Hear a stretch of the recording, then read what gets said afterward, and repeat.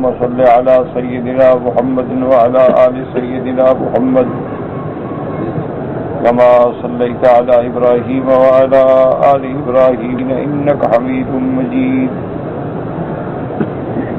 أعوذ بالله من الشيطان الرجيم. بسم الله الرحمن الرحيم. قال كم لبثتم في الأرض عدد سنين قالوا لبثنا يوما أو بعض يوم فاسأل العادين.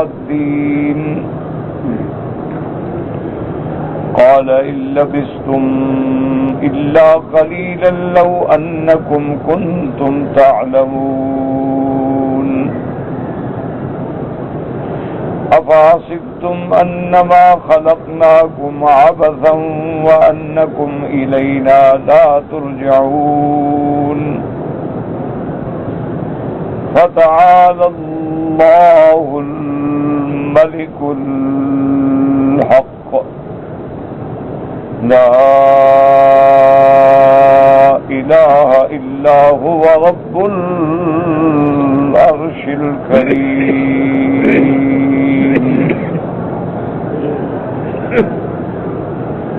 اللہ تبارک و تعالی نے کلام مقدس میں ان آیات میں ارشاد فرمایا ہے کہ قیامت میں کافروں سے یہ پوچھا جائے گا کہ کم لبثتم فی الارض، کہ تم نے دنیا میں کتنا عرصہ گزارا. سب سے پہلے تو اس بات کو اپنے دماغوں میں رکھ لیں کہ قیامت جو ہے وہ حق ہے. ان الساعۃ آتیۃ لا ریب فیہا، قیامت ہر حال میں آنے والی ہے جس میں کوئی شک نہیں. جب قیامت برحق ہے تو اس کے بعد کے جو حال احوال ہیں وہ بھی سب برحق ہیں.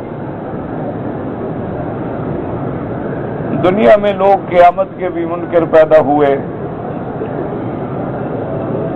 بعض لوگ قیامت کو تو مانتے ہیں لیکن جنت و جہنم کا انکار کرتے ہیں. وہ کہتے ہیں کہ جنت سے مراد اللہ کی رضا ہے، اللہ راضی ہے تو جنت ہے اور اللہ ناراض ہے تو جہنم ہے.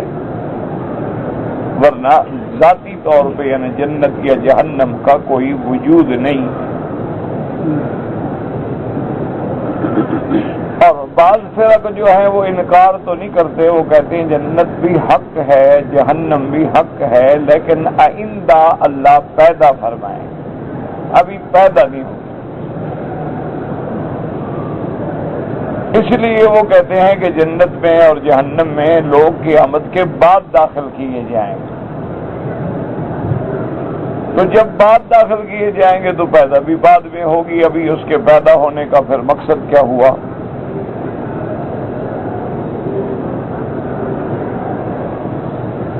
لیکن جو صحیح عقیدہ ہے اہل سنت والجماعت کا سلفن و خلفن قرآن و سنت کی روشنی میں کہ قیامت بھی حق ہے، جنت بھی حق ہے، جہنم بھی حق ہے، حساب بھی حق ہے، میزان بھی حق ہے، صراط بھی حق ہے، اور اللہ نے جنت جہنم پیدا فرما دی ہے، وہ موجود ہے.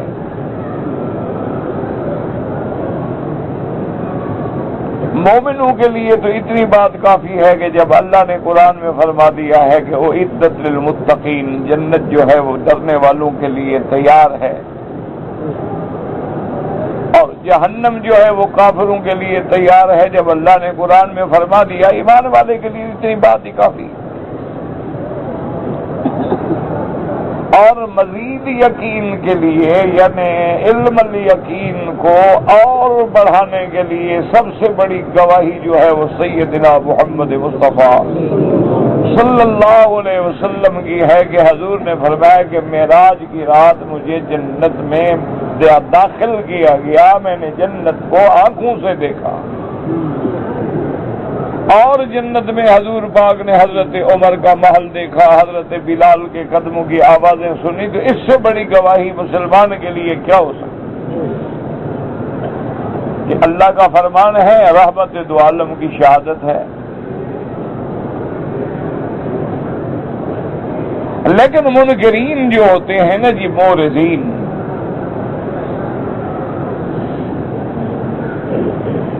ان کے پاس کوئی دلیل نہیں ہوتی، یاد رکھیں. ان کے پاس تو محض شبہات ہوتے ہیں، توہمات ہوتے ہیں، اوہام اور ظنون ہوتے ہیں. وہ اس کے پیش نظر کہتے ہیں کہ دیکھو جی، ہم نے پوری دنیا کو دیکھ ڈالا ہے، ابھی بھی ہماری شٹل جو ہے وہ پوری زمین کے اتنا چکر کاٹنے کے بعد واپس آئی ہے، اور ہم نے اتنے بڑی طاقت کے دوربین جو ہیں وہ فضاؤں میں معلق کی ہیں، جس سے ہم تمام عالم کو دیکھ رہے ہیں. پورے عالم پر سیٹلائٹ کے ذریعے ہم ایک ایک گھر کو دیکھ سکتے ہیں، بلکہ ایک ایک انچ جگہ کو دیکھ سکتے ہیں. تو وہ یہ کہتے ہیں کہ بھائی تم جو کہتے ہو جنت ہے تو وہ کہاں ہے؟ اور تم کہتے ہو کہ جہنم ہے اور 7 زمینوں کے نیچے ہے، تو ہم نے تو اس کے سینکڑوں چکر لگا لیے ہیں، کہیں نظر نہیں آئی، کہیں تو جہنم ہونا آخر.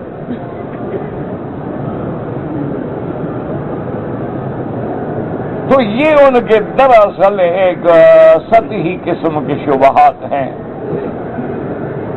حالانکہ ابھی ایک مہینہ بھی نہیں گزرا ہے کہ انہوں نے کہا کہ ہم جو سمجھتے تھے کہ سورج کے مدار میں 9 ستارے ہیں، وہ 9 نہیں بلکہ 10 ہیں. اب ہم نے 10واں ابھی دیکھا ہے. تو ہزاروں سال کے بعد تو ابھی تمہیں ایک اور تارا نظر آ گیا نا. پہلے 9 کے قائل تھے، اب 10ویں کے بھی قائل ہو گئے. اور ان کی اپنی تحقیق یہ کہتی ہے کہ بعض اللہ نے ایسے کہ وہ سیارات بھی پیدا فرمائے ہیں کہ جن کی روشنی جو ہے وہ ابھی زمین تک نہیں پہنچی. حالانکہ یاد رکھو کہ سب سے زیادہ تیز رفتار، سب سے زیادہ سریع السیر اگر کوئی چیز ہے تو وہ روشنی. آپ نے شاید غور کیا ہوگا، جب بجلی چمکتی ہے نا، گرج چمک ہوتی ہے بادلوں میں، آپ کو بجلی بھی چمک نظر آتی ہے اور پھر گرج بھی آتی ہے. تو آپ نے کبھی غور کیا ہے یا ابھی کبھی دیکھ کے غور کر لیجئے گا کہ آپ جو آواز سنتے ہیں وہ بعد میں آتی ہے اور چمک جو ہے وہ پہلے نظر آتی ہے. جب بجلی چمکتی ہے تو آپ کو اس کی چمک جو ہے وہ تو فوراً نظر آئے گی، لیکن آواز اس کے بعد آئے گی. تو اس کی وجہ یہ ہے کہ آواز کی رفتار جو ہے وہ روشنی کی رفتار کا مقابلہ نہیں کر سکتی. روشنی کی رفتار زیادہ ہے اور آواز کی رفتار کم ہے. تو جو چیز رفتار میں تیز ہے وہ آپ کو جلدی نظر آ جاتی ہے، وہ جلدی سامنے آ جائے گی. جو اس سے بعد ہے وہ بعد میں نظر آئے گی. اور اسی لیے شاید اللہ کی حکمتیں تھیں کہ اللہ تبارک و تعالی نے ملائکہ کو نور سے پیدا فرمایا. اب آپ اندازہ کریں کہ یہ بجلی جو چمکتی ہے اس میں تقریباً اتنی ہیٹ ہوتی ہے، اتنی گرمی ہوتی ہے جتنی سورج میں ہے. بلکہ بعض تحقیق یہ کہتی ہے کہ سورج کی گرمی سے بھی زیادہ اس میں ہیٹ ہوتی ہے.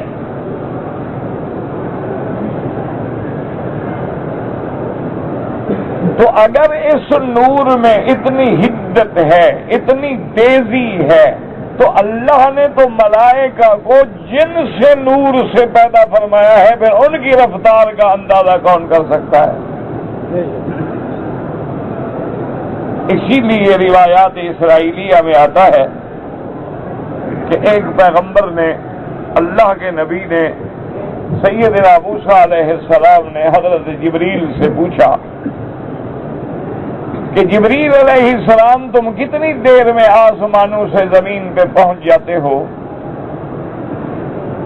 تو جبریل علیہ السلام نے عرض کیا کہ کلیم اللہ،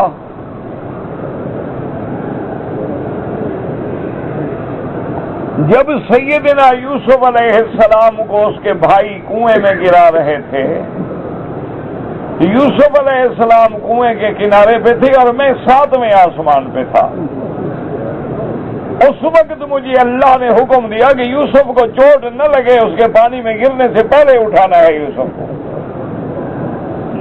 تو وہ کنارے سے پانی تک بعد میں پہنچا، میں 7ویں آسمانوں سے پہلے پہنچ گیا۔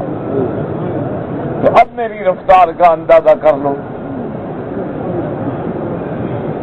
اسی لیے حضور صلی اللہ علیہ وسلم فرماتے ہیں کہ کبھی کبھی تو جبریل کا یہ عالم ہوتا ہے کہ ایک قدم زمین پہ ہے تو اگلا قدم آسمان پہ ہے، اور درمیان کا فاصلہ جو ہے وہ 500 سال ہے۔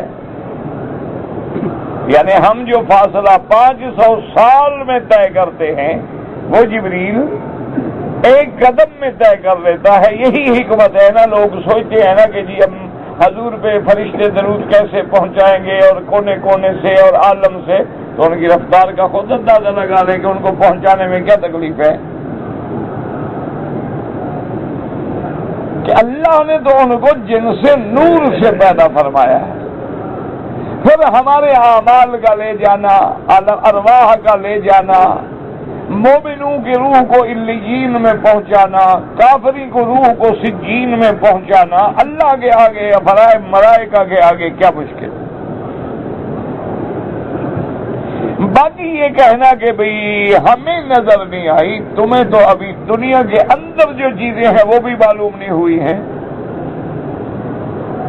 تمہیں تو ابھی تک خواص اشیاء بھی معلوم نہیں ہوئی ہے کہ اس چیز کی کیا خاصیت ہے۔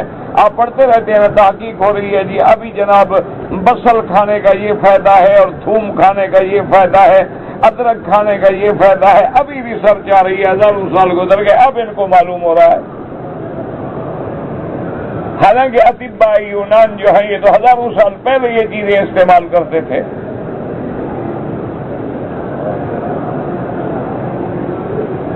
اچھا اب تو خود ہی انہوں نے اعتراف کر لیا ہے کہ ایک بلیک ہول ہے، ہمیں سمجھ نہیں آتی کہ وہ کیا ہے۔ اب انہوں نے یہ بھی تسلیم کر لیا ہے کہ زمین کے اوپر ایک غلاف حجری ہے، غلاف حجری مانا ایک پتھریلا پردہ ہے۔ وہ یہ کہتے ہیں کہ ہم جب ڈرلنگ کی مشینوں سے ڈرل کرتے ہیں نا تو ہماری تمام مشینیں جاتی ہیں میلوں تک، لیکن جب وہ پردہ آ جاتا ہے تو ہماری مشینیں ٹوٹ جاتی۔ اس کے نیچے کیا ہے ہمیں سمجھ نہیں آتا۔ اسی لیے آپ نے دیکھا ہے کہ ابھی جو سونامی میں طوفان آیا تھا، لوگ بڑے حیران تھے کہ یہ کیسا طوفان ہے کہ ہزاروں لاکھوں سیاح کھڑے ہیں اور سمندر کا پانی کناروں سے واپس سمندر میں جا رہا ہے اور بالکل کنارے خالی ہو گئے ہیں، اور اس کے بعد یکدم وہ پانی جو ہے اتنی بلندی سے اٹھتا ہے کہ سینکڑوں فٹ اونچا چلا جاتا ہے اور پھر سب پہ چھا جاتا ہے۔ تو اس پہ وہ پریشان تھے کہ یہ بات کیا ہو گئی کہ بھئی یہ ایسے سمندر کا پانی ہے وہ جناب اترنا شروع، اکٹھا ہونا شروع ہو گیا، اس کے بعد یکدم نکلا اور اتنی زور سے نکلا ہے کہ وہ سینکڑوں فٹ اونچا چلا گیا۔ اسی لیے تو ہے نا پر کوئی بچ نہیں سکا، جہاں آیا تو سینکڑوں فٹ اونچا تھا، ہر چیز نیچے آ گئی۔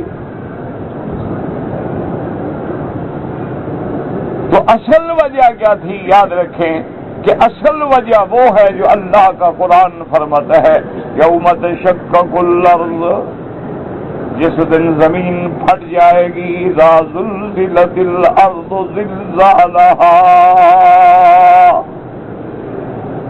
اللہ نے ایک نمونہ دکھایا کہ وہ زمین پھٹی، وہ زمین کے اوپر جو غلاف حجری تھا وہ غلاف ٹوٹ گیا، اور جب زمین پھٹی تو لازمی بات ہے کہ پانی پھر اندر جانا شروع ہوا، اور جب پانی اندر گیا تو نیچے سمندر کے جہنم ہے، اس کی گرمی سے اتنا گرم ہوا کہ پھر وہ سینکڑوں فٹ اوپر اٹھا.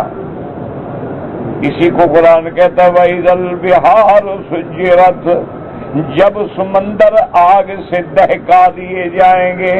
اور حضرت عبداللہ ابن عمر کبھی بھی سمندر کے پانی سے وضو نہیں فرماتے تھے.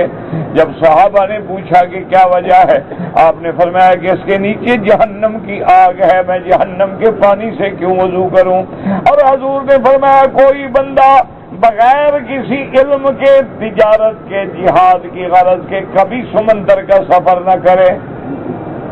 حضور صلی اللہ علیہ وسلم نے منع فرما دیا ہے. تو اب یہ باتیں کہنا کہ جی ہمیں نظر نہیں آئی جنت، ہمیں نظر نہیں آئی جہنم، کسی چیز کا نظر نہ آنا جو ہے اس کے عدم وجود پہ دلالت نہیں کرتا. بات وہی ہے جو قرآن کہتا ہے، اور بات وہی ہے جو رحمت دو عالم میرے آقا کی جب رات کو نیند کھلتی اور آسمانوں کی طرف رخ فرماتے، ان فی خلق السماوات والارض، یہ آیت تلاوت فرماتے اور اس کے بعد فرماتی اللہم انت الحق ووعدک حق وقولک حق ولقاؤک حق والجنت حق والنار حق والساعۃ حق والنبیون حق. حضور صلی اللہ علیہ وسلم ہر رات یہ اعلان کرتے تاکہ امت کو پتہ چلے کہ جنت بھی حق ہے، جہنم بھی حق ہے، آگ بھی حق ہے، سزا بھی حق ہے، جزا بھی حق ہے، نامہ اعمال بھی حق ہے، وزن اعمال بھی حق ہے، صراط بھی حق ہے. یہ سارے تفصیلیں، اور چونکہ یہ عالم غیب سے تعلق رکھتے ہیں، برزخ بھی عالم غیب ہے، آخرت بھی عالم غیب ہے. جتنی اللہ بتلا دیں گے ہم جانتے ہیں، جو اللہ خبر نہ دیں کوئی آدمی اس کو جان نہیں سکتا، کیونکہ غیب کے علم جو ہے وہ اللہ کا خاصہ ہے، اور خاصۃ الشیء لا یوجد فی غیرہ، اس کا علم غیب کی صفت جو ہے وہ کسی اور میں نہیں ہے. اللہ چاہے تو اظہار غیب فرما دے، اللہ چاہے تو اطلاع علی الغیب فرما دے، اللہ چاہے تو انباء عن الغیب فرما دے، لیکن علم غیب جو ہے وہ اللہ کے سوا کسی کی صفت نہیں. اگر کوئی بندہ اللہ کے سوا کسی نبی میں، ملک میں، ولی میں علم غیب کا قائل ہو، ذاتی کا قائل ہو یا عطائی کا قائل ہو، وہ کافر و مشرک ہو جاتا ہے کہ اس نے اللہ کی صفات میں شرک کیا ہے.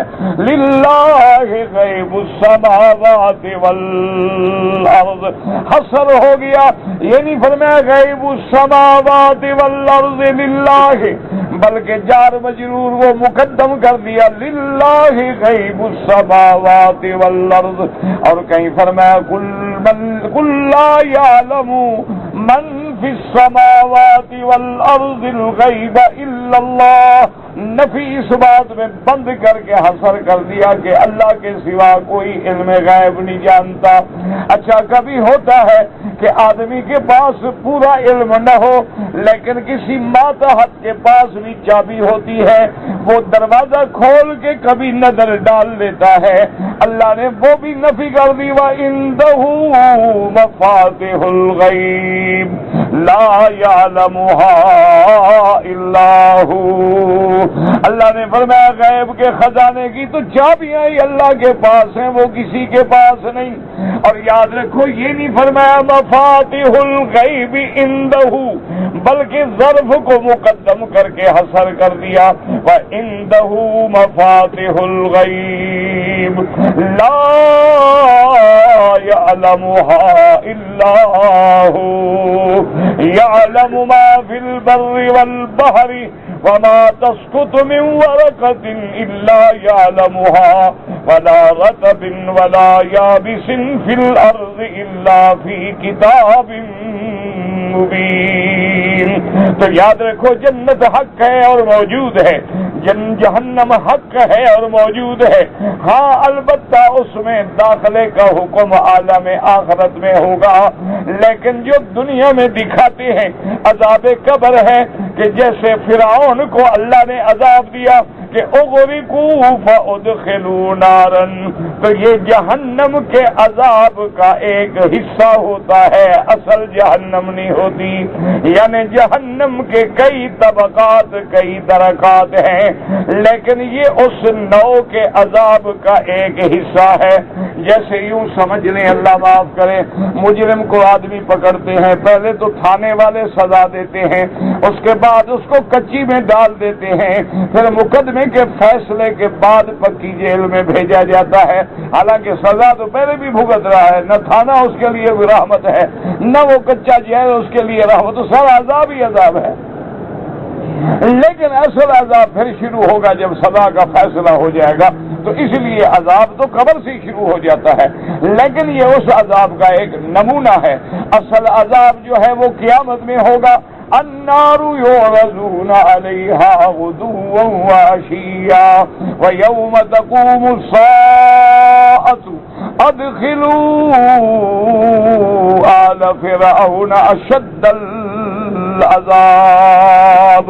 اللہ نے فرمایا کہ ہم نے فرعون کے لیے انتظام کر دیا ہے کہ وہ صبح و شام آگ پہ پیش کیے جاتے ہیں، لیکن اصل عذاب تو تب شروع ہوگا جب قیامت کا دن آئے گا، فیصلہ ہو جائے گا، تو پھر حکم ہوگا کہ اب ان کو جہنم کے شدید عذاب میں داخل کیا جائے۔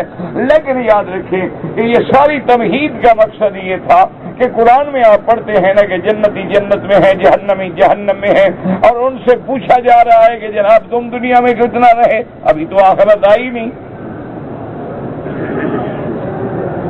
ابھی تو قیامت آئی ہی نہیں، ابھی تو جنت والے جنت میں گئے ہی نہیں، جہنم والے جہنم میں گئے نہیں، کس سے پوچھا جا رہا ہے؟ تو اس لیے ہمیشہ سمجھے کہ اسلوب قرآن یہ ہے، انداز قرآن یہ ہے کہ اللہ ایسے خبر دیتے ہیں کہ جیسے یہ واقعہ گزر چکا ہے، کیونکہ اللہ کے علم ہے کہ یہ ہوگا اور اس قسم کا ان سے سوال کیا جائے گا، لیکن چونکہ اللہ جانتے ہیں اور اللہ کا علم یقینی اور حقیقی ہے، اس میں کوئی شک نہیں، تو اس لیے انداز یہ ہوتا ہے کہ گویا اب وہ آ گئے ہیں اور ان سے پوچھا جا رہا ہے، ورنہ یہ تو قیامت میں پوچھا جائے گا، ابھی تھوڑا پوچھا جا رہا ہے۔ قال كم لبثتم في الأرض عدد سنين قالوا لبثنا يوما أو بعض يوم فاسأل العادين۔ اللہ تبارک و تعالیٰ فرماتے ہیں ہم پوچھیں گے ان سے کہ کتنے دن رہے دنیا میں، کتنے سال گزارے، کہ اللہ میاں ایک دن، یا وجہ کیا تھی میں نے بتایا تھا کل آپ کو کہ کبھی آدمی شدت ہول میں بھول جاتا ہے کہ کیا گزری، اور کبھی آدمی کثرت خوشی میں بھول جاتا ہے کہ کتنا وقت گزر گیا، پتہ ہی نہیں چلتا، اس لیے وہ کہیں گے جی ایک دن یاد دن۔ اور بعض علماء نے فرمایا کہ جب قیامت کا منظر سامنے آئے گا، اور قیامت کے دن کیسے ہوں گے، 50,000 سنہ، 50,000 سال کا ایک دن، اور اسی طرح 1000 سال کا ایک دن کا 1000 سنۃ مما تعدون، تو کہیں گے جب 50,000 سال کا ایک دن ہے تو پوری دنیا کی عمر 7-8 ہزار سال ہے، تو پھر وہ تو دن بھی نہیں بنتا نا، آدھا دن بھی نہیں بنتا، اس لیے کہیں گے کہ ایک دن یا آدھا دن۔ پھر کہیں گے اللہ میں اصل بات ہمیں تو پتہ نہیں ہے، آپ فرشتوں سے پوچھ سکتے ہیں جن کو حساب کا پتہ ہے، ہمیں بس پتہ ہی نہیں۔ اللہ فرمائے گا یہ تو ٹھیک ہے کہ تم بہت تھوڑا رہے ہو، لیکن اس تھوڑے میں بھی تو تم نے اطاعت و فرما برداری سے کام نہیں لیا۔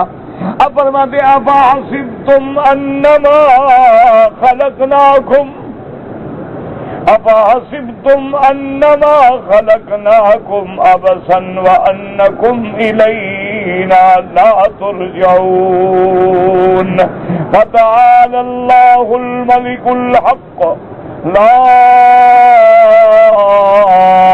الہ الا هو رب العرش الکریم۔ اللہ فرمائے گے اچھا تم یہ خیال کرتے تھے ہم نے تمہیں ایسے پیدا کیا ہے، خلق تم واپس،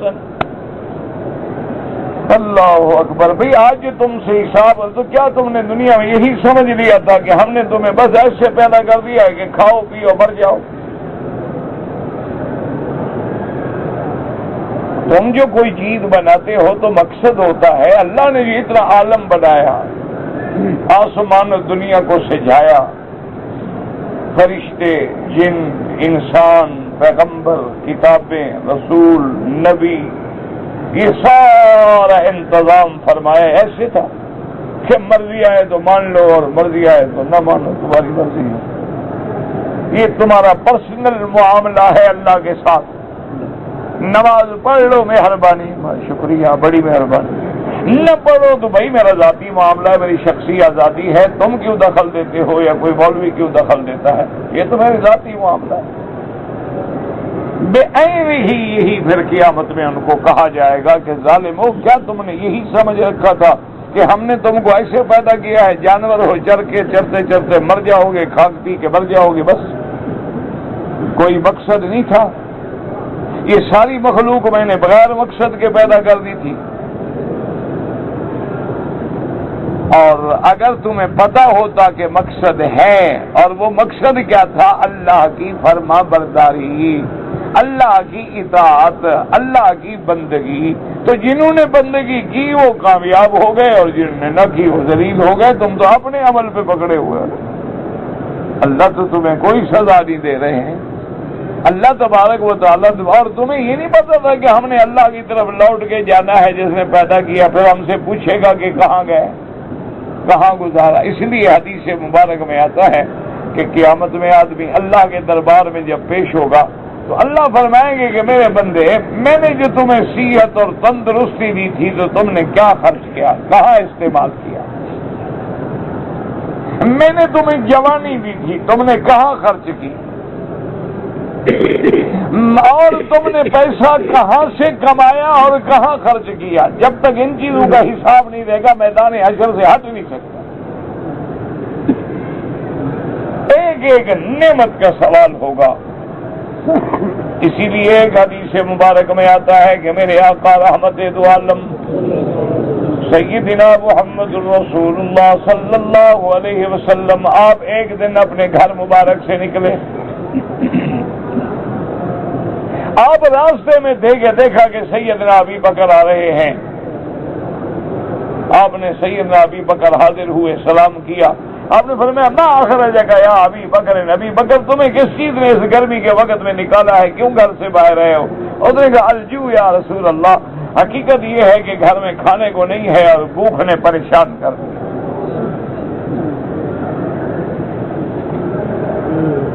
ہمارے پاس تو ہر نعمت ہے لیکن پھر بھی شکر نہیں. یہ سیدنا ابو بکر کا حال ہے.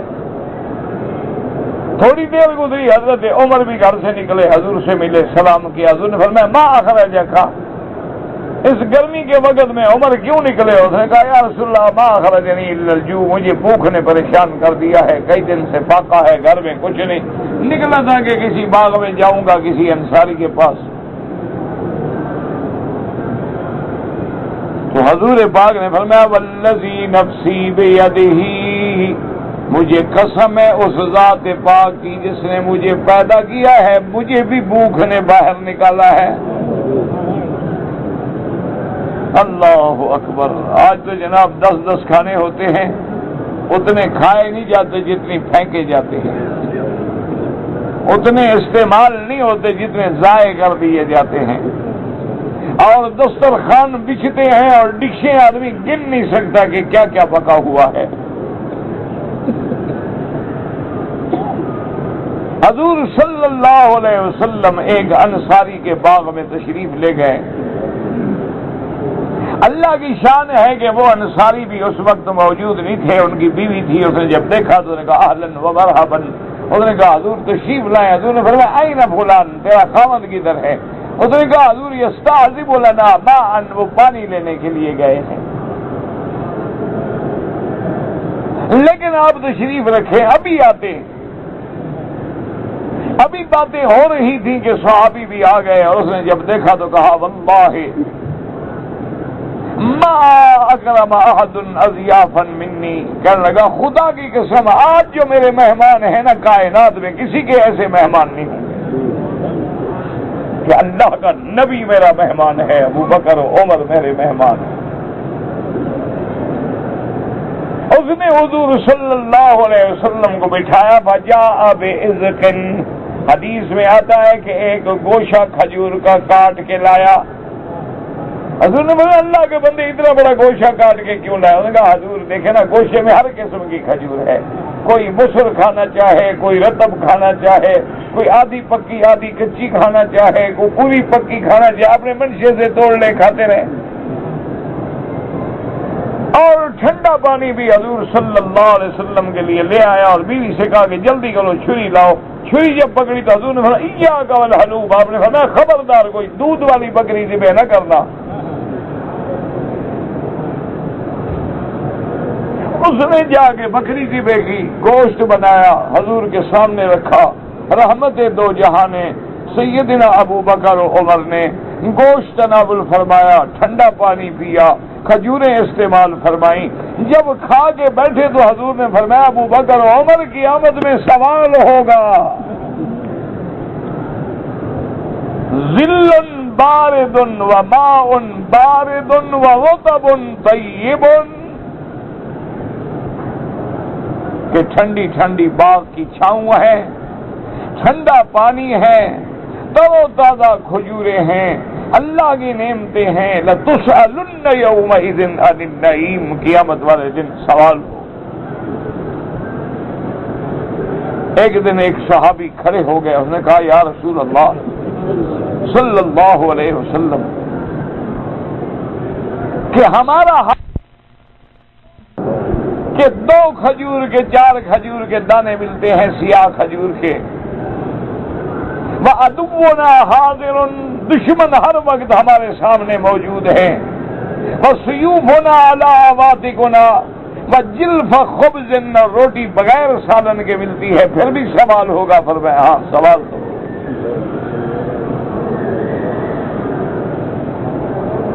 تو اب آپ بھی غور کر لیں کہ ہم نے اپنے آخرت کے لیے کیا تیار کیا ہے۔ بچوں کا تو فکر ہے نا جی کہ کوئی گھر بنا دیں، کوئی زمین لے لیں، کوئی جائیداد بنا دیں، کوئی کاروبار کر دیں، میرے بعد بچے کہاں جائیں گے، کیا کریں گے، بیوی کے نام کچھ کر دیں، دوستوں کے لیے کیا کر دیں، لیکن اپنی آخرت کے لیے کیا کیا؟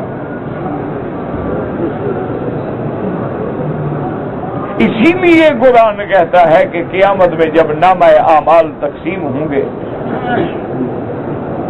تو مومن کو نامہ اعمال داہنے ہاتھ میں ملے گا۔ دعا کر رہے اللہم اجعلنا من اصحاب الیمین، اللہ ہمیں بھی داہنے والوں میں بنانا۔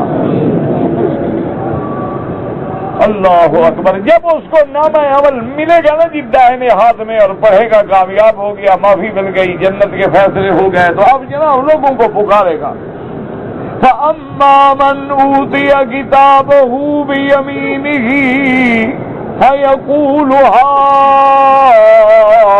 هَاؤُمُ اقْرَءُوا كِتَابِيَهْ، میں کہتا ہوں بھائی اور دیکھو یار میرا نامہ عمل تو پڑھو نا، دیکھو کیوں انی ظننت انی ملاق حسابیہ، مجھے یقین تھا کہ میں نے اللہ کی دربار میں جانا ہے اور وہاں حساب ہونا ہے، اس لیے میں تیار ہو کے آیا تھا۔ دیکھو آج کامیاب ہو گیا، جو امتحان میں تیاری نہیں کرے گا فیل ہوگا۔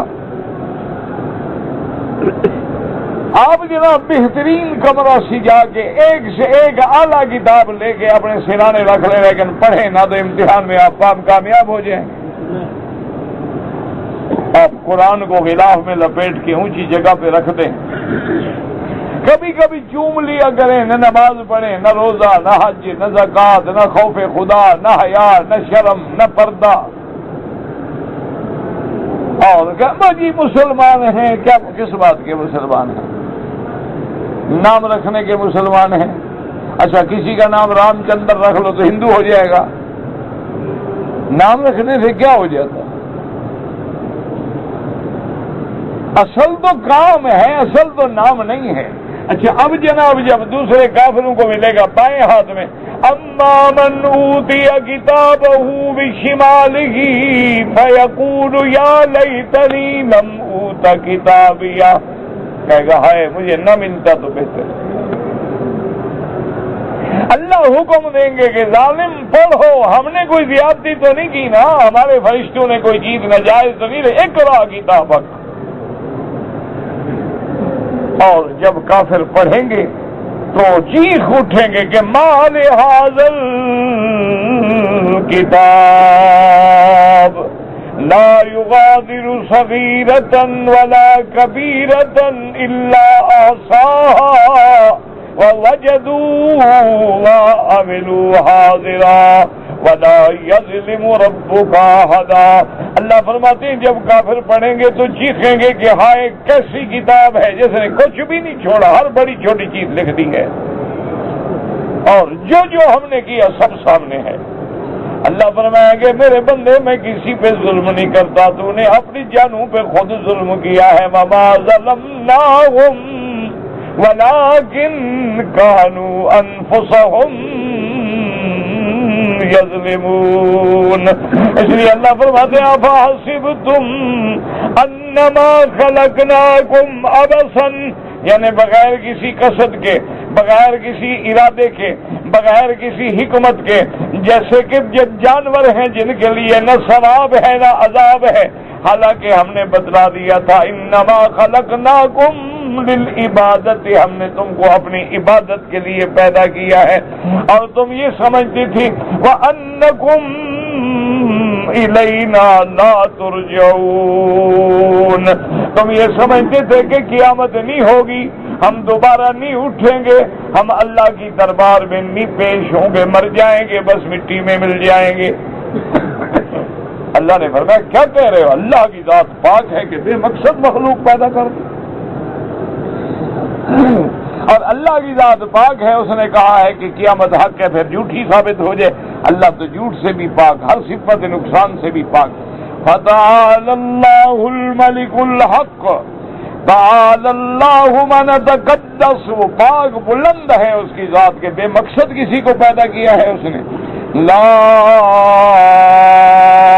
الہ الا هو رب العرش الکریم۔ بعض علماء نے فرمایا کریم مانا ایسے عرش کا رب ہے جو بڑے منظر، خوبصورتی اور جمال والا عرش ہے، کیونکہ اللہ فرماتے ہیں وَأَنبَتْنَا فِيهَا مِن كُلِّ زَوْجٍ كَرِيمٍ، تو کبھی کریم جو ہے بے معنی حسن المنظر آتا ہے، حسن و جمال کے بارے میں آتا ہے کہ اللہ تبارک و تعالیٰ کی ذات ہے، اللہ کے سوا کوئی معبود برحق نہیں۔ انہ الملک الحق، وہ صحیح معنوں میں حقیقی بادشاہ ہے، منزہ عن سائر صفات العجز والنقصان، ہر صفت نقصان سے پاک ہے، ہر صفت ظلم سے پاک ہے، اور یہ اس کے عدل کا تقاضا ہے کہ قیامت ہو تاکہ نیک لوگوں کو جزا ملے اور برے لوگوں کو سزا ملے۔ اگر آگے کوئی دار الجزا نہ ہو تو پھر تو یہ اللہ کے عدل کے خلاف ہے کہ اللہ نے مخلوق پیدا کر دی، ایک عبادت کرتے مر گیا، ایک گناہ کرتے مر گیا، دونوں برابر ہوں قیامت میں، اچھا عدل ہے بھائی۔ اسی لیے فرمایا تعالی اللہ الملک الحق لا الہ الا هو رب العرش الکریم۔ اسی کو مفسر رحمت اللہ علیہ فرماتے ہیں یقول تعالی منبہا لہم، اللہ پاک تنبیہ فرماتے ہیں علی ما اضاعوہ فی عمرہم القصیر فی الدنیا، کہ جو تمہیں عمر ملی ہے دنیا میں تم نے اس کو ضائع کر دیا ہے، تھوڑی سی مہلت ہے، سے فائدہ اٹھا لو۔ من طاعت اللہ تعالی و عبادتہ وحدہ، اللہ کی خالص عبادت کرو۔ ولو صبروا فی مدت الدنیا القصیرۃ لفازوا کما فاز اولیاء المتقون، اگر تم بھی اس تھوڑی سی مہلت سے، تھوڑی سی زندگانی میں فائدہ اٹھا کے اللہ کو راضی کرتے، اللہ کے بندوں کو راضی کرتے، حقوق اللہ کا خیال کرتے، حقوق العباد کا خیال کرتے، اور اللہ کی حکم پہ اطاعت میں جمے رہتے، گناہوں سے بچے رہتے، تو آج تم بھی کامیاب ہو جاتے۔ جیسے اس سے پہلے آپ نے پڑھا انی جزیتہم اليوم بما صبروا انہم هم الفائزون۔ اللہ فرمائیں گے اے ظالمو، دیکھو میں نے آج اپنے بندوں کو جو تم مذاق کرتے تھے، یہ صبر کرتے تھے، اس صبر کا ان کو بدلہ دیا ہے، آج وہ کامیاب ہیں۔ اس لیے اللہ فرماتے ہیں قال کم لبثتم فی الارض عدد سنین، اے کم کانت اقامتکم فی الدنیا، تم نے دنیا میں کتنا وقت گزارا؟ قالوا لبثنا یوما او بعض یوم فسال العادین، عادین مانا حاسبین، حساب کرنے والے، گنتی کرنے والے، عد شمار کرنے والے۔ قال ان لبثتم الا قلیلا، اللہ فرمائیں گے یہ تو حقیقت ہے کہ تم مدت یسیرۃ علی کل تکبیر، ہر حال میں تم نے دنیا میں واقعی تھوڑا وقت گزارا ہے، کیونکہ دنیا فانی ہے اور آخرت باقی ہے۔ لو انکم کنتم تعلمون لما آثرتم الفانی علی الباقی، اگر تم جانتے، تمہیں علم ہوتا تو تم دنیا کو ترجیح نہ دیتے آخرت پر، دنیا کے لیے اپنی آخرت کو برباد نہ کرتے۔ وَلَا تَصَرَّفْتُمْ لِأَنفُسِكُمْ هَذَا التَّصَرُّفُ السَّيِّئُ، اور تم ایسے برے کام نہ کرتے۔ وَلَا اسْتَحْقَقْتُم مِّنَ اللَّهِ سَخْطَهُ فِي تِلْكَ الْمُدَّةِ الْيَسِيرَةِ، اللہ نے جو ہمیں زندگی دی ہے 50 سال، 60 سال، 100 سال، آدھی تو نیند میں گزر گئی اور کچھ حصہ بچپن میں گزر گیا، باقی بچی کتنی؟ دیکھو نا، آدمی 10-15 سال تو بالغ ہی نہیں ہوتا، اچھا بالغ ہونے کے بعد پھر بڑھاپا آ گیا، درمیان میں آدمی کے پاس کتنی عمر ہے؟ چلو 100 سال ہو تو یوں سمجھو کہ 40 کٹ گئی، 60 بچا، 60 میں آدھی نیند میں گزر گئی، باقی 30 بچے، تو اس میں ہم نے کیا کیا ہے اپنے اللہ کو راضی کرنے کے لیے؟ اسی لیے اللہ تبارک و تعالیٰ فرماتے ہیں کہ اگر تم اللہ کے عذاب سے ڈر جاتے، فَلَوْ أَنَّكُمْ صَبَرْتُمْ عَلَىٰ طَاعَةِ اللَّهِ وَعِبَادَتِهِ، اللہ کی اطاعت پہ، اللہ کی عبادت پہ جم جاتے، کما فعل المؤمنون فزتم کما فازوا، جیسے کہ ایمان والے اللہ کی اطاعت پہ جمے گئے، آج وہ کامیاب ہو گئے تو تم بھی کامیاب ہوتے۔ اللہم اجعلنا من الفائزین، اللہم اجعلنا من عبادک الصالحین ناجحین راشدین فائزین واحفظنا فإنک خیر الحافظین۔ کہتے جی کہ حالت طواف میں اگر کوئی بندہ قرآن پاک کی تلاوت کرے بالکل جائز ہے، کوئی منع نہیں، آپ کو قرآن پاک یاد ہے پڑھ سکتے ہیں، دیکھ کے بھی پڑھ سکتے ہیں، لیکن علماء نے یہ لکھا ہے کہ طواف میں افضل ذکر ہے، قرآن سے بھی افضل ہے، کیونکہ اگر قرآن پڑھنا افضل اور ضروری ہوتا تو حضور قرآن پڑھتے، لیکن رحمت دو عالم صلی اللہ علیہ وسلم نے پڑھا ہے سبحان اللہ، الحمدللہ، لا الہ الا اللہ، اللہ اکبر وللہ الحمد، اور ایک روایت میں ہے اللہ اکبر ولا حول ولا قوت الا باللہ العلی العظیم، اور رکن یمانی کے بعد جا کے بسم اللہ اللہ اکبر وللہ الحمد، انی اسألک العفو والعافیہ، ربنا آتنا فی الدنیا حسنۃ وفی الآخرۃ حسنۃ وقنا عذاب النار۔ تو اگر قرآن پاک کا پڑھنا افضل ہوتا تو میرا مدنی تو قرآن ختم فرما لیتے،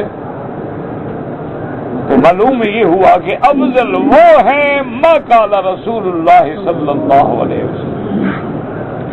اور ایک دوسری بات بھی یاد رکھیں کہ جو بھی ذکر تمہیں یاد ہے، مثلا درود شریف تمہیں یاد ہے، سارے طواف میں درود پڑھو، تمہیں کلمہ طیبہ یاد ہے لا الہ الا اللہ محمد الرسول اللہ، وہ پڑھو۔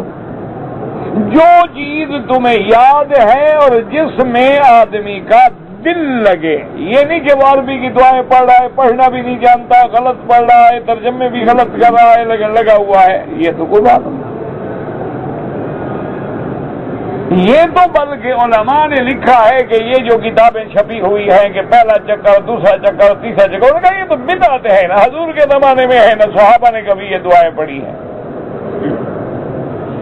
یہ تو بہت بعد میں علماء نے اس لیے لکھی تھی کہ ہمارے لوگ ٹیلی فونوں پہ بات کرتے رہیں گے، بات کس سے کہانیاں کرتے رہیں گے، چلو ان کو چکروں کی دعائیں لکھ دو، کچھ تو پڑھتے رہے غریب،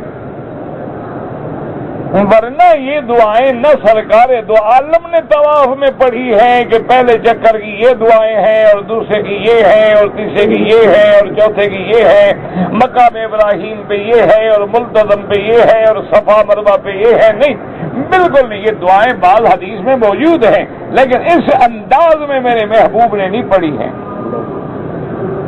تو اس لیے ہمیشہ یاد رکھیں کہ طواف کا معنی جو ہے طواف نماز کے حکم میں ہے، اس لیے طواف جو ہے تحیت المسجد کے قائم مقام ہے، اور طواف میں نظر نیچے ہو، نظر قدم پر ہو، اور دل میں اللہ کا جلال اور جمال اور خشیت ہو، اور زبان پہ جو چیز تمہیں یاد ہے اور صحیح پڑھ سکتے ہو وہی پڑھو تاکہ تمہارا دل لگے۔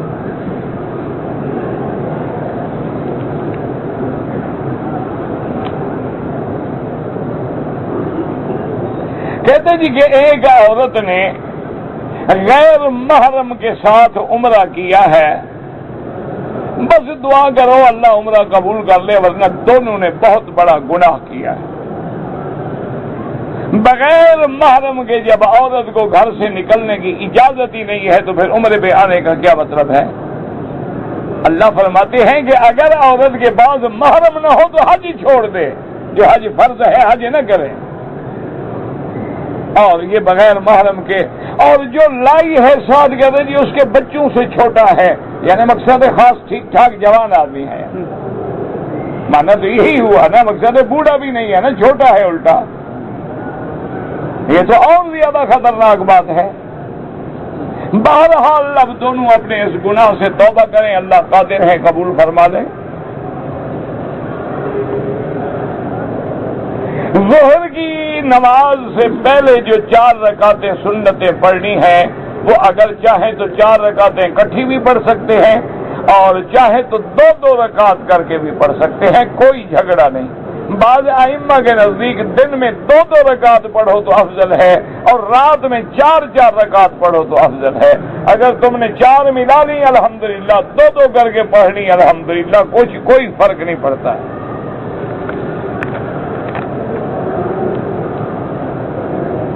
کہتے جی کہ اگر کسی مرد نے مسجد عائشہ سے احرام باندھ کے عمرہ کر لیا ہے، میرا بھائی یا تو حضور فرما دیتے نا کہ یہ صرف عورتوں کے لیے ہے، تو پھر تو مرد کے لیے جائز نہ ہوتا۔ اب دیکھیں نا، حضور نے فرما دیا، آپ نے ریشم کا ٹکڑا اور سونے کا ٹکڑا ہاتھ میں لیا اور فرمایا ہذان حرامان علی ذکور امتی، فرمایا یہ دونوں چیزیں میرے امت کے مردوں پہ حرام ہیں، تو مردوں پہ حرام ہے تو عورتوں پہ حلال ہے، سیدھی سی بات ہے۔ تو اگر اس عمرے کے لیے بھی حضور فرما دیتے کہ بی بی عائشہ صرف تیرے لیے ہے یا صرف عورتوں کے لیے ہے تو پھر کسی مرد کا عمرہ کرنا جائز نہ ہوتا، لیکن جب حضور نے یہ پابندی نہیں لگائی تو کوئی بھی کر سکتا ہے، مرد ہو یا عورت ہو۔ پھر حضرت عبداللہ ابن زبیر نے عمرے کیے ہیں، حضرت عبداللہ ابن عمر نے یہاں سے عمرے کیے ہیں، وہ تو مرد تھے۔ یہ مرد عورت کا چکر جو تم نے چلا ہے، صفا مروا سب سے پہلے کس نے دوڑی تھی؟ ہاں جی، کس نے؟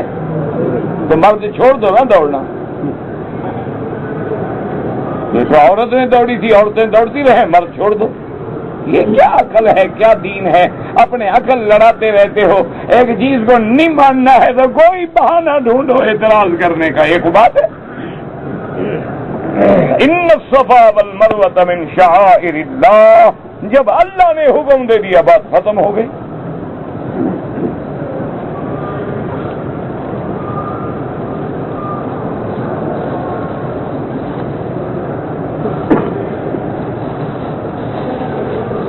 بہرحال کہتے ہیں جی کہ 2 سال پہلے میں عمرے کا احرام باندھ کے آیا تھا عمرہ کرنے کے لیے، لیکن میرا ویزا ایجنٹوں نے غلط لگایا تھا، مجھے واپس کر دیا گیا جدے سے۔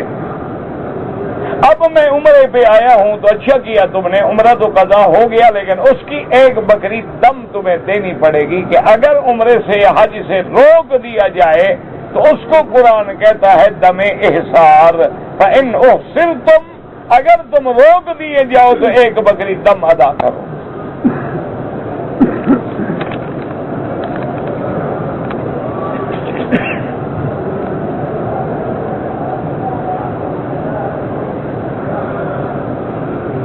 کہتے جی کہ میرا جو ہے مسقط سے براستہ، مسقط ہم 3 آدمی ہیں، پاکستان سے ہم گئے مسقط، یعنی یہ گلف ایئر پہ آئے ہوں گے، تو مسقط سے آئے جدہ، اور مجھے شوگر کی تکلیف بھی ہے، پیشاب کثرت سے آتا ہے، اور میقات کے بارے میں علم بھی نہیں تھا، لہذا احرام ہم نے جدے سے باندھا۔ آپ عمرے پہ آ رہے تھے تو یہ باتیں پاکستان میں پوچھنی چاہیے تھی یا مکہ پہنچ کے پوچھنی چاہیے تھی؟ جہاز تو تم نے ڈھونڈ لیا، ایئرپورٹ بھی ڈھونڈ لیا ماشاءاللہ، مسقط سے جدہ بھی ڈھونڈ لیا، کسی اور ملک میں نہیں چلے گئے۔ صرف احرام کا اور میقات کا تمہیں پتہ نہیں تھا، یہ عذر ہے، 1400 سال گزر گئے ابھی تمہیں پتہ نہیں تھا۔ ابھی جو تم پوچھ رہے ہو، اگر یہ کسی کراچی میں کسی عالم سے پوچھ لیتے بات، تمہارا ذمہ داری تھی کہ احرام کراچی سے باندھو ورنہ مسقط سے باندھو، تم نے دونوں چھوڑ دیے، جہاز میں بھی پھر نہیں باندھا۔ مانا یہ ہے کہ میقات سے بغیر احرام کے گزر گئے، اور بھی تم عمرے کی نیت سے رہے، لہذا کسی امام کے نزدیک بھی گنجائش نہیں۔ ایک تو تم نے اپنے میقات کے عمرے کو ضائع کیا اور ثواب سے محروم ہوئے، اور اب ایک ایک بکری بطور دم بھی دینی ہوگی۔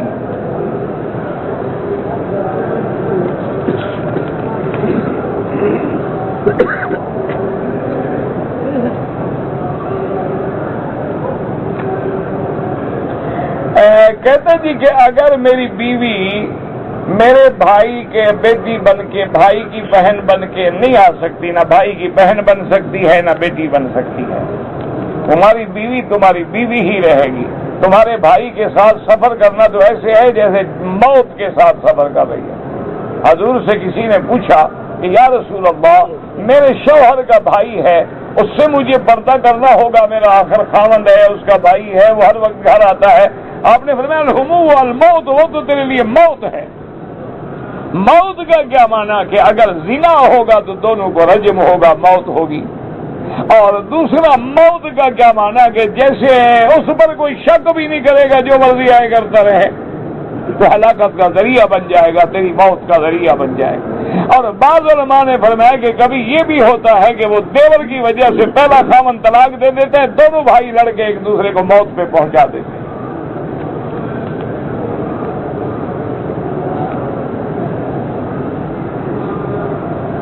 کہتے جی کہ ہماری فلائٹ جو ہے رات کو 1 بجے جدے سے کراچی کے لیے روانہ ہوگی، ہم فجر کی نماز کیسے پڑھیں گے؟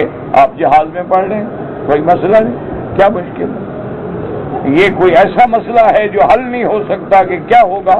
ہم ساری زندگی الحمدللہ صبر کرتے ہیں، جہازوں میں نمازیں پڑھتے ہیں، کوئی مسئلہ نہیں، بلکہ اللہ کے شکر سے، اللہ کی رحمت سے جماعت کے ساتھ ہوائی جہاز میں نماز پڑھتے ہیں۔ سعودی ایئر لائن نے تو اللہ کا شکر ہے باقاعدہ مسجد بھی بنا دی ہے، لیکن باقی بھی اللہ کا شکر ہے، مسلمان ہوتے، مسلمان نہ بھی ہوں تو ان کو بھی شرم آتی ہے۔ ان کو کہو کہ ہم نے نماز پڑھ لی ہے تو وہ جہاں کھانا پکاتے ہیں وہاں راستہ بنا کے باقاعدہ بیچارے کمبل لے کے جگہ بنا کے بچھا کے دے دیتے ہیں، جی پڑھ لیں۔ آپ وضو کر کے تیار ہے یا جہاز میں وضو کر لیں، جہاز میں پڑھ لیں، اور خدا نہ خواستہ نہ پڑھ سکیں تو اترتے ہوئے قضا پڑھیں۔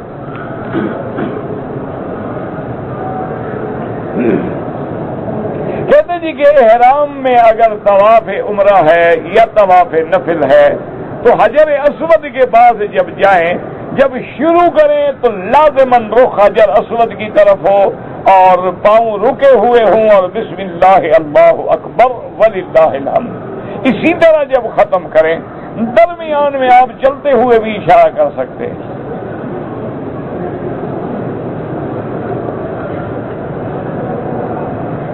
کہتے ہیں جی کہ قبروں پر جا کر جو لوگ قرآن پڑھتے ہیں، بالکل بنا ہے، آپ ویسے پڑھیں، ان کے لیے دعا کریں۔ یہ جو رواج بن گیا ہے کہ بڑا آدمی مر جائے تو 2-4 حافظ کرائے پر بٹھا دیتے ہیں کہ قبر پہ قرآن پڑھیں، یہ تو بدعت ہے۔ اس نے خود ساری زندگی نہیں پڑھا ہے تو دوسرے کے پڑھنے سے کیا فائدہ حاصل ہوگا؟ تو ایک یہ ہے کہ ہم ویسے قبرستان سے گزر رہے تھے، السلام علیکم یا دار قوم مؤمنین انا انشاءاللہ بکم لاحقون انتم السابقون ونحن الاثر۔ اس کے بعد ہم نے کچھ پڑھا اور دعا کر لی، اللہ ثواب عطا فرما، تو اللہ عطا فرماتے ہیں۔ باقی کہتے ہیں جی کہ ہمارے بزرگوں کی روحیں جو ہیں وہ ہمارے گھر میں آتی ہیں، مجھے تو کبھی ملے نہیں، تمہیں ملے تو میری بات سلام پہنچا دینا۔ تمہیں ملے تھے؟ یعنی پتہ نہیں ایک جھوٹ بول جاتا ہے، جھوٹ کے کوئی پاؤں تو ہوں نا،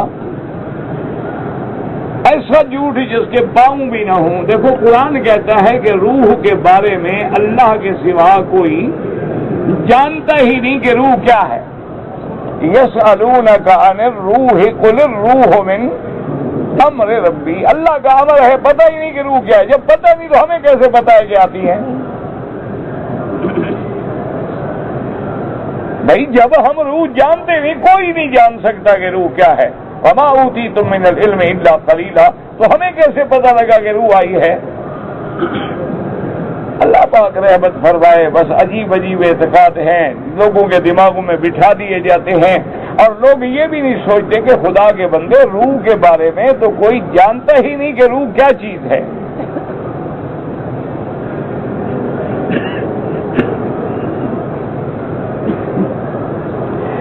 کچھ عورتیں اپنے محرم کے ساتھ آئی ہیں، لیکن ایک عورت ان میں ایسی بھی تھی جو جن کا محرم نہیں تھا، وہ بھی مل گئی۔ اگر تو وہ بوڑھی ہے تو کوئی گناہ نہیں، اگر جوان ہے تو گناہگار ہے، توبہ کرے، باقی اللہ قادر ہے کہ عمرہ قبول کر لے۔ اسی طرح میاں بیوی کے ساتھ ایک اجنبی عورت آئی تو بالکل گناہ ہے، اجنبی عورت کو کسی اجنبی مرد کے ساتھ سفر کرنا حرام ہے۔ کہتے جی کہ اگر مقدر کے فیصلے پہلے ہی ہو چکے ہیں تو پھر دعا مانگنے کا کیا ضرورت ہے؟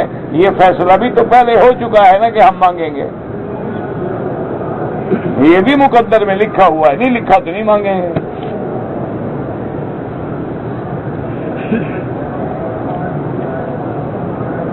ہم دعاؤں پر کتنا بھروسہ کر سکتے ہیں؟ جتنا ایمان پر بھروسہ ہو، یقین ہو۔ تو جب اللہ کا حکم ہے کہ مانگو، ادعونی استجب لکم، حضور نے فرمایا دعا سلاح المومن ہے، دعا کے ساتھ اللہ تبارک و تعالی ہمارے دکھوں کو ڈال دیتے ہیں۔ تو جتنا یقین ہوگا تمہارا۔ کہتے جی کہ تصویر اگر حرام ہے تو ٹیلی ویژن پر نماز یا ایسی تصویریں وہ بھی ناجائز ہیں۔ وہ تو ایک دنیا کو اسلام پہنچانے کے لیے ذریعہ کوئی نہیں، مجبوری ہے، ورنہ جائز تو کوئی بھی نہیں کہتا۔ کہتے جی کہ جب ہم صفا مروہ دوڑیں تو بالکل ہاتھ اٹھانے کی کوئی ضرورت نہیں۔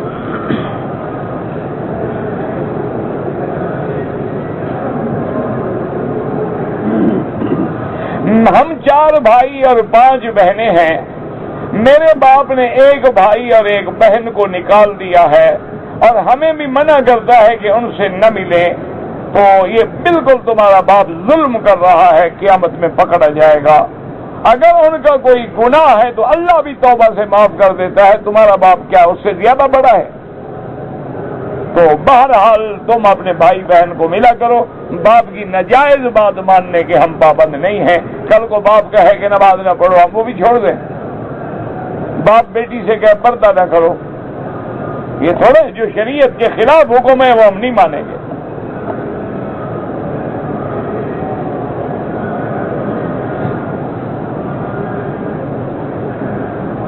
میرے بیٹے کا نام رحیم محمود، پتہ نہیں کیا لکھا ہے، بیٹی کا تحریم، سب ٹھیک ہے جی، سب نام ٹھیک ہے۔ آج کل تو ایسا کوئی ماڈرن دور آ گیا ہے کہ لوگ میرے خیال میں یہ نام ہی ڈھونڈتے رہتے ہیں کہ نام نیا نام۔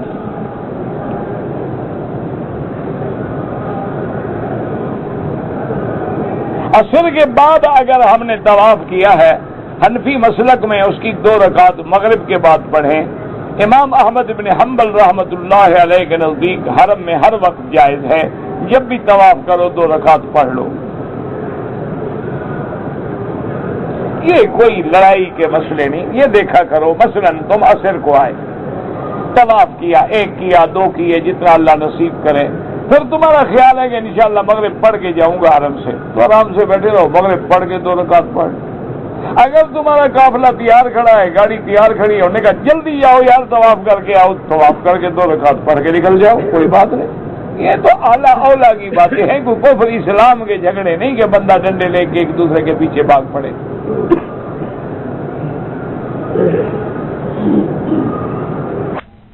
میں نے احرام کے ساتھ طواف کیا لیکن 2 رکعت 2 راتیں پھر میں احرام باندھے رہا اور اسی میں سوتا رہا تو کوئی بات نہیں، چاہے ساری زندگی جب تک سر نہیں منڈا ہوگے احرام نہیں کھلے گا۔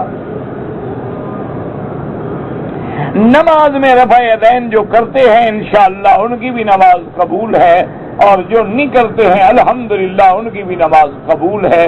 کوئی ایسا مسئلہ نہیں، کوئی لڑائی نہیں، کوئی جھگڑا نہیں، دونوں حدیثیں موجود ہیں الحمدللہ ثم الحمدللہ۔ اور جو کرتے ہیں ان کے بعد صرف فعلی حدیث ہے، قولی تو ان کے بعد بھی نہیں ہے،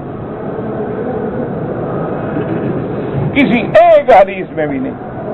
ہاں فعل رسول ہے آمنا باللہ، ہمارا تو کوئی جھگڑا نہیں، جھگڑا تو وہ کرتے ہیں بلا وجہ۔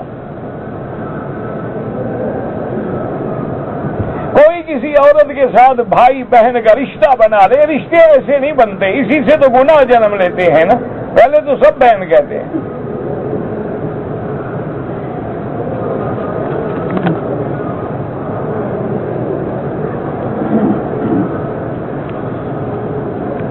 کہتے جی کہ حضور کے اور انبیاء کا طریقہ بتایا کریں کہ ان کا کیا کام تھا اور ہمارا کیا تھا۔ روز میں گرو منتر پڑھتا رہتا ہوں، ہاں گرمکھی پڑھ رہا ہوں، رامائن پڑھتا ہوں، مہا بھارت پڑھتا ہوں۔ یار اعتراض کرتے ہوئے تمہارا ضمیر بھی تمہیں لعنت نہیں کرتا؟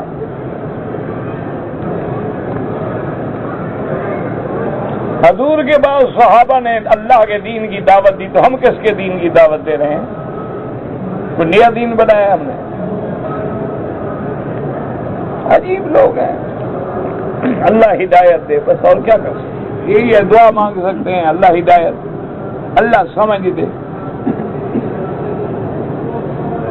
سفید داڑھی رکھنا افضل ہے یا مہندی لگانا افضل ہے، رنگ لگانا افضل ہے؟ حضور کی حدیث ہے غیر الشیب ولو بشیء، آپ نے فرمایا اپنی سفیدی کو بدلو چاہے کسی سے، لیکن یہ کہ حدیث میں ہے کہ سیاہ نہ ہو۔ کہتے ہیں جو مدرسین کی تنخواہیں کھا جاتے ہیں ان کا بھی حساب ہوگا، سب کا ہوگا، باقی تو معاف کر دیں گے، یہ مولوی کب معاف کرتے ہیں؟ یہ تو ضرور وصول کریں گے انشاءاللہ قیامت میں۔ خیال رکھیں، حقوق العباد تو اللہ بھی معاف نہیں کرتا، توبہ سے بھی معاف نہیں ہوتے، وہ تو دینے پڑیں گے، اگر دنیا میں نہیں دو گے آخرت میں نیکیاں چھین لیں گے۔ آپ نے مجھے بتایا تھا کہ سورت بنی اسرائیل کے وبالحق انزلناہ وبالحق نزل نذیراً تک